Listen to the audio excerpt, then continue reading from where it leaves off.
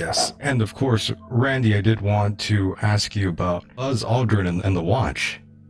Yes, actually, I didn't actually see that until Scott pointed it out to me, and that was first of all, it's interesting that he's wearing a watch outside his spacesuit. That in and of itself is comical, but Yeah, I actually defer to Scott on this one. He no actually doubt. found I, that, I just yeah, definitely wanted your take on it because it's such a popular photograph, and yeah, and it's a I've never comedy no routine. I never noticed it. It's ridiculous. It's just another the comedy. It's just part of the NASA comedy routine. I mean, I've come across other examples of that. I mean, it's just I mean, speaking to what Scott was mentioning earlier in terms of the astronauts jumping around on the moon, they get the slightest scratch on one of their spacesuits, the slightest pinprick in the space, they're dead. It's over. It's gone in a second. Their remedy for that situation, if that had happened, according to NASA narrative, is that an astronaut would have come bouncing over and connected his hose to the other astronaut's hose. But by the time he got there, that person would be dead. It just did not happen. For them to be mucking around like that on the moon is just another, as Marcus Allen said, well, they went to the moon 6 times. How come they could fool us so easily? Well, they found out that they can fool us very easily with Apollo 11, so it was very easy to fool us 5 more times. So yeah, it's just another comedy routine. The watch on his spacesuit was just it just made me laugh. Scott, go ahead. Thing is with the watch, the very first thing you'll notice is the time, and it says 11:14 on the watch. All of the missions were on UTC time. That photograph was taken about an hour after he set foot on the moon. And when you look at the timeline on that, and if you look through the journal, that photograph was taken at 4:15 UTC time. To be at 11:14 means he's sitting in Arizona. Yeah, it's a very unusual. That photograph blew me away when I saw it. And the other part of that is that glove is not connected to the spacesuit. The glove is physically not connected to the suit. That additional information will be, well, I'll put a video up on it. It's going up on the ALA site, David Percy's site on the ALA site. There's going to be a full article just on the spacesuit. Yeah, you sent me a photograph, by the way, of Aldrin's glove. You Yes, show a gap. if you have that picture of it with the Yes. space, there's about a 3-inch gap between the two ring connections on that very picture with that watch. And there's absolutely no way that NASA can alter that photograph, because that, of course, is the man on the moon, the iconic man on the moon photograph, right? And it's in magazines and hardback books, and it's been out there for 50 years. There's no way they can alter that photograph. Somehow they're trying to alter the equipment that they had to say that it can actually work, but they can't do that either, because they claim that they have an indoor glove for the suit and an outdoor glove. And it would be Right. interesting to add to that too that there's absolutely, I think there's maybe two, and they're darkened photos of Neil Armstrong, which is very interesting. There's no actual portraits of Neil Armstrong, officially speaking, that is official portraits of him on the moon, except for the video live feed. Good point. And also another photograph that you presented last time you were here, Scott, was of the flag, and you could see that wet spot. Oh, the flag is absolutely soaking wet. That's the Wow. Apollo 17 flag. The best example of that, of course, is on the journal site from NASA, and it's still there. I check all the time to make sure they haven't altered it. And it's on March to the Moon, which is also another NASA site. It's on their Flickr site as well, but most of those photographs, they've reworked them a little bit. They actually hazed them out with grade them a little bit so they're not as clear. Yeah, on all the ones on that. NASA seems to do that. They love to photo brush images. They just cover them over and make them look a little foggy, all of them. But the March to the Moon has probably the best example, and the official journal site from NASA. And I have links right to that photograph underneath most of my videos. Yes, and Randy, by the way, are you going to include some of the strange anomalies in your next book? Yes, I'm going to be actually including that in a chapter regarding Scott's work and Marcus's work, Marcus Allen, that is work as well. So I'm getting a lot of very good feedback for the book. And one of the questions I was asked why I didn't discuss the anomalies in the photos and the film. And as I said at the beginning of the show, the reason is that it's been done, and it's been done very well. But I will, because of the popularity of it, I will include a chapter in the next book on that. Very nice, very nice. Yeah, it's a pretty good photograph to show people, and it solidifies a lot of what we speculate is going on here. Was a work, my friend. It's a simulation. It clearly shows the condition of the equipment. It clearly shows that it was being shot outside, which accounts to the lighting anomalies, everything else, because if they're shooting at night and they're lighting it up, and you have the like Apollo 11 and 12 have very obvious light drop off in the photographs. Those other types of things have been found by other people, so I see them, but I ignore them. I just like to present my own findings. I hear you. You know? Yeah, Bill Casing had a lot out there as well very early on. Maybe the first whistleblower. Bill Casing was the first one. Yeah, well, he was, working for NASA at Rocketdyne, and he was the first one to come out and say, hey, these rocket engines didn't pass any of the tests. And when they didn't pass the tests, they lowered the standards to make them pass the tests. Right, and of course that brings me to back to you, Randy. That reminds me, in your book you do mention the Apollo 11 liftoff and how you talked to an individual who worked for NASA. Yeah, I came across this actually on the Walsh.com website, and when I was investigating my work into the F1 engines, I actually do write about Bill Casing as well. Nice, I yeah. talked a little bit about Bill Casing's work. Bill Casing was the first to actually come out and publicly say that the F1 engines were not what they appeared to be. And he resigned in 1963 in disgust, actually, at what he saw. And he's much criticized to this day, but his basic thesis about the F1 engines has held up for the last 4 decades, and it's just been validated by a couple of scientists that I've written about in my book that have written about the F1 engines.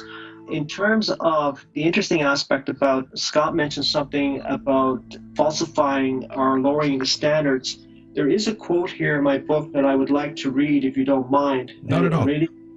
This actually came from one of NASA's reports, and I was so stunned by this admission by NASA that I included it in the book. And the quote is this: "The original failure criterion for the SPS propellant tanks was perforation of the service module honeycomb skin panels.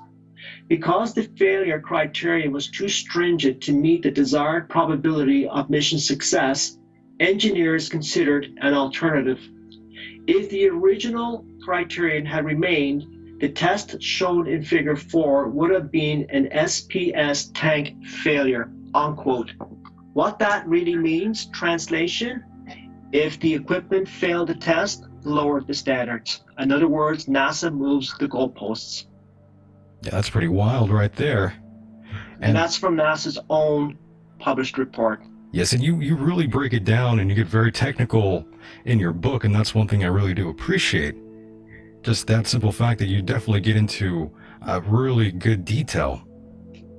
Yeah, and a lot of the detail too did come from NASA's own reports, and that's something that people, if they could take the time to read, it's well worth it, because there's a lot of little nuggets in these reports that it's almost as if NASA's planting hints.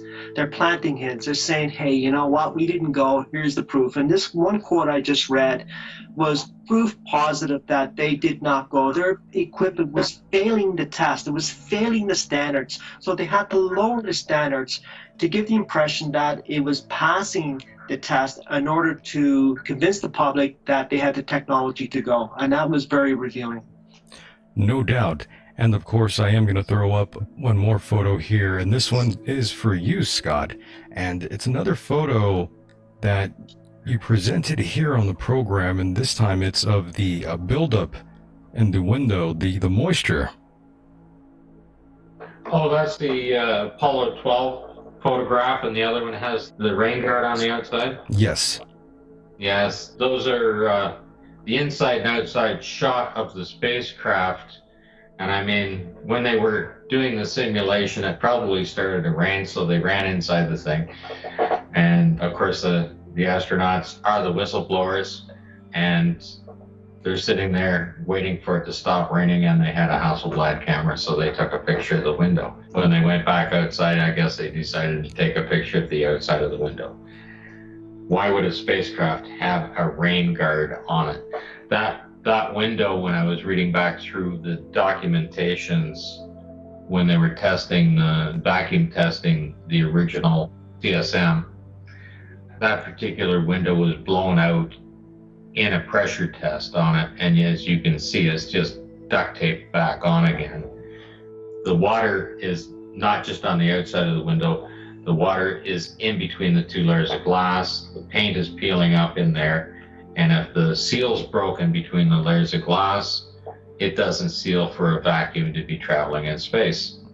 There's no way it would hold the pressure. Yes, that's a very wild one. I consider that one of the many kill shots. And Randy, are you going to include some of this here as well? Yeah, I'm going to be going through a lot of Scott's catalog, and he has sent me his whole catalog. And I'm actually going to be going through with him bit by bit. I'm not going to put all of it in the book. Sure. It's volumes. But there's going to be some significant photos. That one I think will be a really good one to put in the book. So yes, there will be a series of his photos, and we'll write a description of what's going on there. Many say that, why did the Apollo 11 crew lie about being in deep space? It just seems like the astronauts that have been to the moon, allegedly, a lot of them come back very odd. Yeah, take a look. First of all, these astronauts were under military control, and that's a big factor here. And this was a military mission, whether it was fake or not. And it obviously was fake, but it was still a military mission. And even though NASA is a civilian agency, you had a lot of military hierarchy involved in directing these fake missions. So their astronauts were, of course, all military, or at least most of them were. Armstrong, I believe, was a civilian when he signed up, but he still worked for a military aspect of it years ago. I think he was in the Navy, if I'm not mistaken. But anyway, you just have to look at the Apollo 11 press conference when they came back, or supposedly came back. I mean, you look at their faces and you can tell they'd rather be somewhere else but there. They had to present themselves to the world, and they had to convince the world that they did this enormous scientific achievement. And you just have to look at their behavior too. In the last 50 years, basically Neil Armstrong became a recluse. He hardly gave any interviews. He should have been out in every school, every college, every university, promoting these missions as real. He should have been promoting science, and he did anything but promote science. Buzz Aldrin's even admitted he's had his fair share of problems, and I don't fault Buzz Aldrin for, there's been allegations of alcoholism and depression, but that's a serious mental disorder, and it's nothing to be laughed at. These men went through a lot too, and I think, as Scott will agree, and actually I think Scott said this to me first, that they were ordered to do this. They were doing something that they thought at the time was necessary for their country, and they thought that they were doing it well. But at the same time, all three of them had to live with that lie. I don't think when they signed up for it that they knew they were going to be doing some fakery. I think they signed up for it believing that they were going to be the first man on the moon, or they were going to be part of those missions that put man on the moon. They were already household names. I mean, worldwide they were household names. They were as famous as any movie star, and they hadn't done anything yet.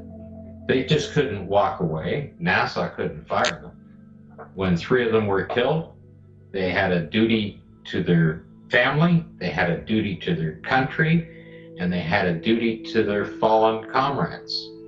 And I believe they fulfilled it all. Tragedy, you mean?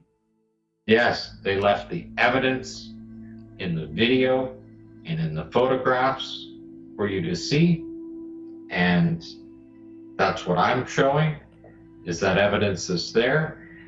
And at the same time, even though their press conference is very apparent that they didn't want to be there, they still performed that. They did the initial parades. I think Neil Armstrong, once a year he got up and made a little thing on the anniversary date, and that was it. The rest of the time he disappeared. Understood. And of course, there's one more slide that I wanted to present here. It was from Scott. And this one's my favorite photograph of a rather odd anomaly that you found. Scott, I think you can recall the Corvette. Oh yes, and the car laying on the side of the bank of the crater is just shotcreted in there. That's just one of many cars that are available in the photographic record of the Apollo missions. And that's not the only car in that photograph itself. There's more laying down at the bottom of that crater as well. Most of the set that the Apollo missions were simulated on were done in a scrapyard, a metal scrapyard. And you'll find all kinds of machine parts, engines, engine casings, all kinds of things are in the photographs themselves. And most people don't realize that in the 1960s, they didn't recycle metal the same way as they do today. They literally put them out and just covered them over or buried them. Yes, great photo. And as we wrap up here, just maybe two more questions before I let both of you guys go here. And this one is for both of you. What would convince you, either one of you, that we did go to the moon? That we use different technology that we don't know about, because anything short of that will not convince me, because it didn't happen with the technology we have. It's not capable of going to the moon and back in a manned mission. I want to emphasize that. I'm talking about unmanned missions. I'm talking about manned missions. So if there is classified technology that we don't know about, maybe that the military is using, and they reveal that, that might convince me. Amazing. Go ahead, Scott. Dinner at the Trump Plaza Hotel, Tranquility Base. That's a good answer. Don't hold your breath on that, Scott. I'll take it. Okay. Good answer there. And of course, if we haven't gone to the moon, then this one's for both of you. Then where was this taped exactly? In your opinions, was this taped somewhere in California? I believe it's Flagstaff, Arizona. You say Arizona. What do you think? Cinder Lake. What do you think, Randy? Yeah, no, I'm with Scott on this. I think that's actually probably one of the best locations. I've seen some locations in Hawaii that might be there. They might have done some shots there as well. Flagstaff probably would be the location. And it's also interesting to note here that the U.S. Geological Survey filmed every aspect of those simulations in Flagstaff. And I want to add one more thing. I hear this all the time, and it just makes me laugh every time I hear it, that we didn't have the technology back then in terms of photography, so to say it would have been a lot easier to go to the moon than to fake it. No. It would have been a lot easier to fake it than to go to the moon. Keep in mind, the military was in control here. They oversaw every aspect of these simulations, and the military has, I think, as Scott will tell you, and Scott has said, they have the biggest studios in the world, bigger than Hollywood. They're far capable of photographic techniques that we don't know about, and a lot of their photographic techniques are classified, so we don't know what they're capable of doing.